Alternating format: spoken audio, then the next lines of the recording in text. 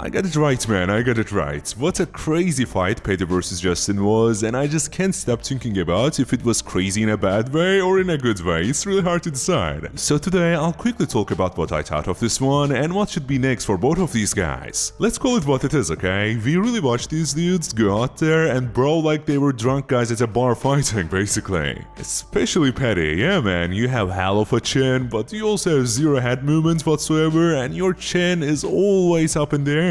I cannot possibly stress this enough. When you look at the stats, a 38-year-old Justin Gaethje, possibly compromised by the way, landed at like an over 60% clip against Paddy. That's just crazy work. I reckon the official knockdown count was at 3 or something, but it really felt like Paddy was going down and up almost every minute. Now, I know it would play out this way in one way or another, yet I'm just so surprised we didn't see either one of these guys implement their signature plans, so to say. We barely saw Justin use his leg kicks, and when he did, it was much later in the fight. When you really think about it, it was almost like Justin went out there, had zero respect for Paddy, and just started throwing big shots at him. And you know what, man? Apparently it was all he needed to do. The big question is, was he compromised? As in, like, was he sick going into this fight? Because some people are saying he was, including Arman Sarukian, who should have fought for the interim belt by the way if you ask me, but regardless, if Justin did this while not being at 100%, that really shows levels. I got nothing against Paddy. I genuinely think he's a great dude aside from his fake persona he puts on sometimes to sell fights. I would even go as far as to say he's a kind soul. When it comes to his journey within the UFC though, he never ever had an opponent who was truly elite. That's just a fact. I know people kept saying this, but they were saying it for a reason because they were right. His best win was against a washed Michael Chandler, dude. I'm not trying to be a hater, but he couldn't even finish old man Tony Ferguson. Do I even have to say anything? Yeah, of course he improved a lot since then, I'll give you that. Still, in the biggest fight of his life, Paddy looked lost all night. And the moment I saw Gaethje getting those weird takedowns with the front headlock, I was like, yeah, Paddy is really spent. He can't even attempt to reverse these, get something going on the ground, you know? Everyone thought his best chance to win this was with a submission, yet he didn't even come close to one. As for what's next for both of these guys, it's not looking good for either one of them if you ask me. Justin is old at 38.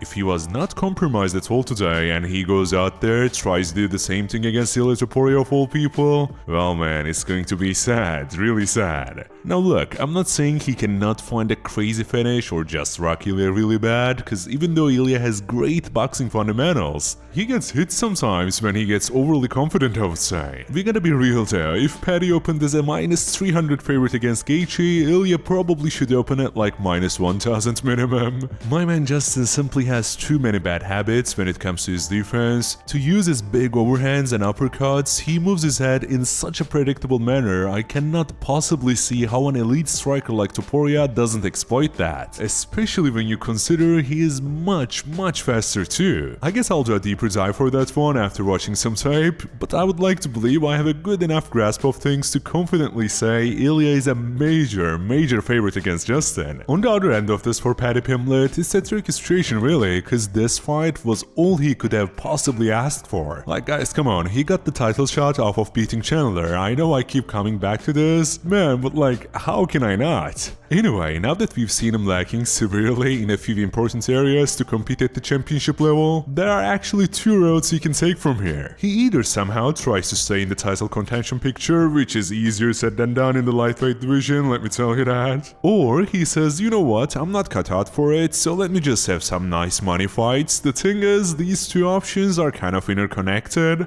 because the fights that would quote-unquote sell the most are in the top 3 or top 5 of the division. We'll have to see. Is Paddy a true top 5 guy in lightweight? I don't know, man. I wanna ask you, after watching the fight last night, can you really say he's elite? I honestly cannot, unfortunately, because even Gaethje, man, if he looks like this against Topuria, he is beyond cooked. We come to the same conclusion though, at least Gaethje has a puncher's chance against Topuria, Paddy does not even have that. I kinda covered this before, go watch my previous videos. Paddy's grappling is extremely overrated, he just had a few slick submissions, and people were out there hyping him up like he had Hamza Chimaev wrestling combined with Charles Oliveira BJJ skills. It was crazy. At the end of the day, I'm glad we got to see a war, and honestly, UFC 324 as a whole kind of exceeded my expectations, although they were real low to start with. I'm just bummed we are not seeing Arman vs Ilya, or Ilya moving up and fighting Makhachev anytime soon. Let me know what you thought of UFC 324 down in the comments, and I'll catch you next time, okay? UFC 325 is literally less than a week away now, so I'll share a video for that super soon. Subscribe to not miss that one. Cheers!